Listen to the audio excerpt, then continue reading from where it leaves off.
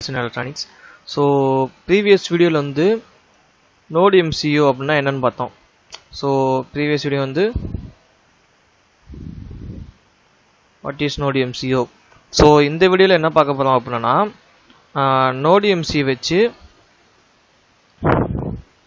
adafruit IOக்கு வந்து values வந்து send பண்ண போறோம். So நான் இது adafruit IO பத்தி ஆல்ரெடி நான் வீடியோஸ் போட்டுருப்பேன். அதுல என்னன்னு பாத்தீங்கன்னா பைத்தான் வச்சு பண்ணிருப்பேன்.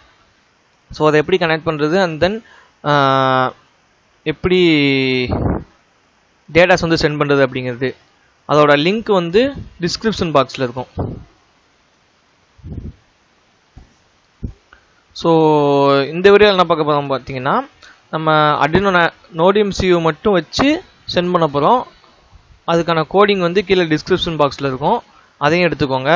லிங்க் வேணும், பழைய வீடியோஸ் நான் பார்க்கணும் அப்படிங்கிறவங்க கீழே டிஸ்கிரிப்ஷன் பாக்ஸில் இருக்கிற லிங்கை கிளிக் பண்ணி பார்த்துக்கோங்க. ஸோ வாங்க நம்ம இன்றைக்கான வீடியோக்குள்ளே போகலாம்.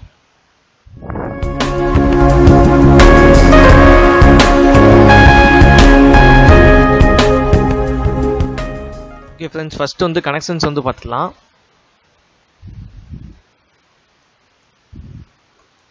ஸோ விசிசி வந்து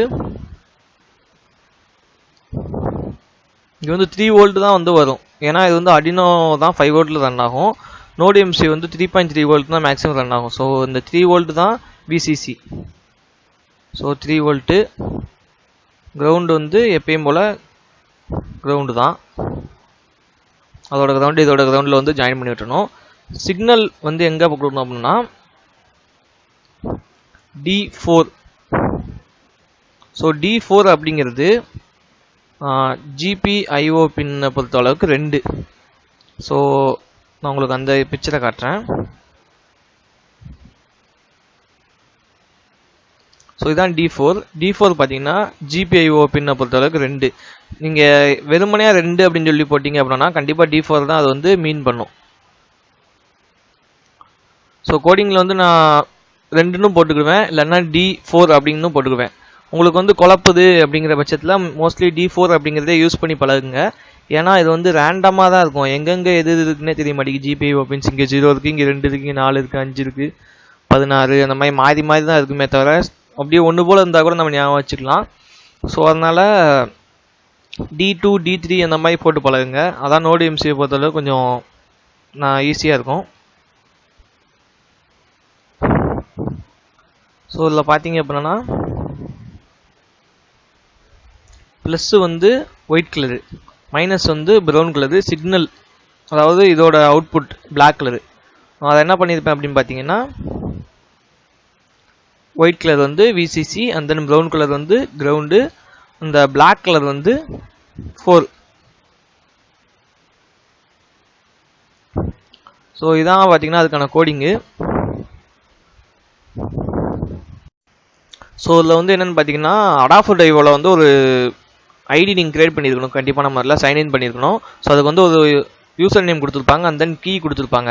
அந்த கீ வச்சு நம்ம அதுக்குள்ளே போய்க்கலாம். அதுக்கு தான் இங்கே SSID அப்படிங்கிறது உங்களோட ஹாட்ஸ்பாட்டோட name and then password.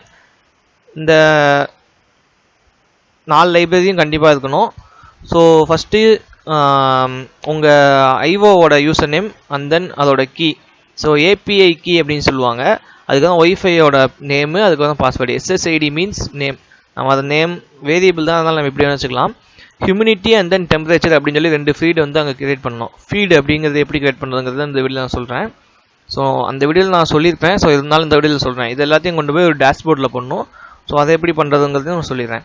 So இதான் வந்து நமக்கான ஆப்ஜெக்ட்டு. ஸோ ஃபீடோட adafruit ஃபீடோட ஆப்ஜெக்ட்டு நம்ம இங்கே என்ன பண்ணியிருப்போம் அப்படின்னா கெட் அப்படிங்கிற மாதிரி ஒரு இது கொடுத்துருப்போம். அதுக்கப்புறம் சேவ் பண்ணி இந்த ஹியூமிடிட்டி அப்படியே டேரெக்டாக சேவ் பண்ணுவோம், டெம்பரேச்சர் அதே மாதிரி டேரெக்டாக சேவ் பண்ணுவோம். ஒவ்வொரு 6 செகண்டுக்கு ஒரு தடவை 5 செகண்டு மாற்றிக்கலாம், 6 செகண்ட் வச்சுக்கலாம். சும்மா எக்ஸாம்பிளுக்கு நான் 6ன்னு வச்சுருந்தேன். 6 செகண்டுக்கு ஒரு தடவை அதை வந்து அனுப்பினே இருக்கும். ஸோ டேட்டாஸ் வந்து சென்ட் பண்ணிக்கிட்டே இருக்கும்.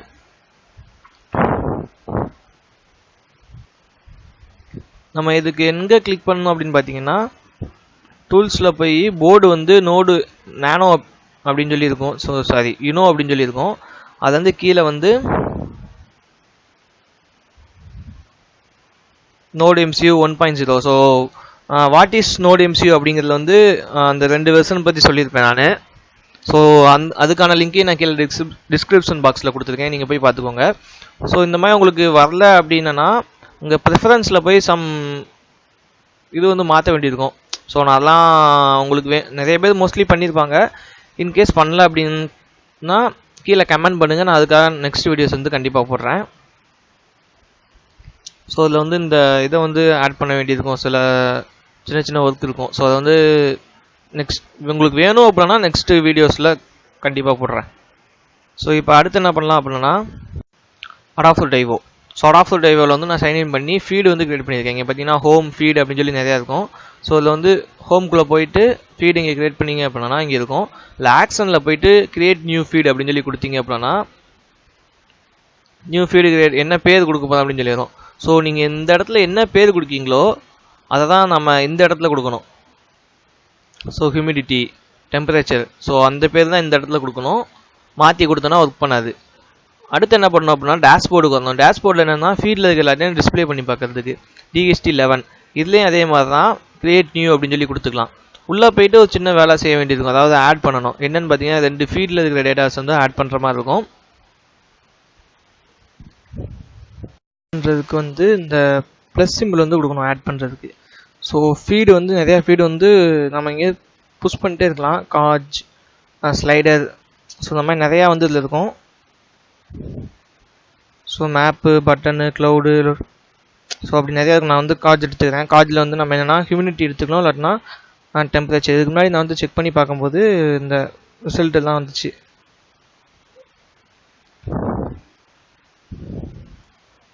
ஸோ கிரியேட் பிளாக் கொடுத்துடலாம்.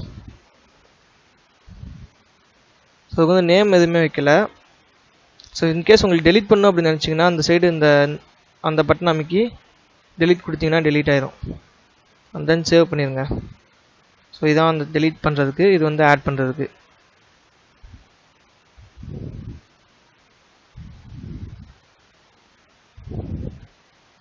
ஹியூமிடிட்டி, ஸோ வந்து மேலே டிஸ்பிளே பண்ணி காட்டும்.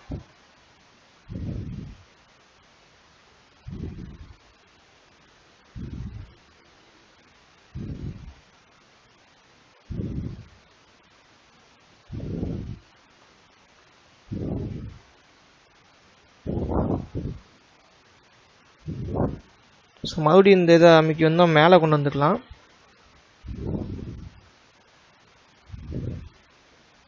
சேவ் பண்ணிட்டு இந்த கோடிங் வந்து அப்லோட் பண்ண போகிறேன். ஸோ அப்லோட் பண்ணிவிட்டு வேல்யூ சேஞ்ச் ஆகிறத உங்களுக்கு காட்டுறேன். ஸோ இப்போ நான் அப்லோட் பண்ணிட்டேன்.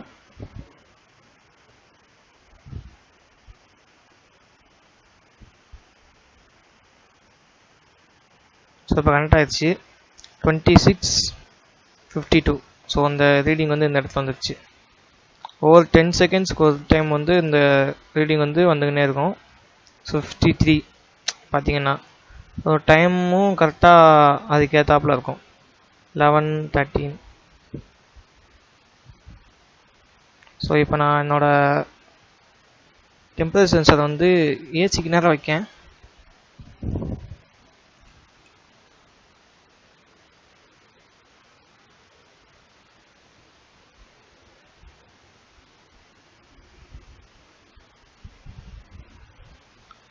(26:59). ஸோ வந்து வேரி ஆகும். இன்கேஸ் நான் வந்து ஃபயர் வச்சு டெஸ்ட் பண்ணேன் மேட்ச் பாக்ஸ்லேருந்து தீப்பெட்டி பற்றி. ஸோ அப்போயும் வேரி ஆச்சு.